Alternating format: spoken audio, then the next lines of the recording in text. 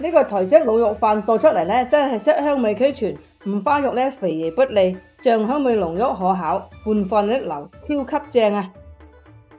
喜姐今日整咩嚟餸啊？今日咧買翻2條豬腩肉嚟做台式滷肉飯，餸飯一流嘅，老人細路哥都中意食嘅。哇，好喎，我都好中意食啊！嗱，豬腩肉咧你就買唔好脱一格格嗰啲，就買五花肉嗱，一條條呢啲。嗱，今日材料咧就要乾冬菇粒啦、洋葱啦、薑啦，放啲啱蛋去咧，小朋友最中意食嘅啦。嗱，滷肉咧就唔使食咁大塊，嗱，容易炆腍啦，又冇咁膩，食咁大塊就得啦。嗱，呢啲豬肉咧先放嚟煎出啲油嚟，咁幫係先嚟炆咧就冇咁油膩啦。嗱，依家咧煎到佢焦香啦，咁多油咧就唔要咁多，就攞起嚟炒菜。依家咧就可以放落啲薑啊、洋葱啊一齊爆香嘅，就翻炒均勻，令佢啲香味走出嚟嚇。嗱，呢啲香菇粒咧，依家就可以加落嚟啦，一齊爆香。嗱，爆香之後咧，就將呢個滷肉醬倒埋落嚟。我哋呢度咁多肉咧，我就放2包落嚟。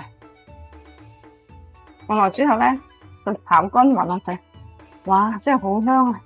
香味出晒嚟啊！嗱，依家咧就加啲開水落嚟啦。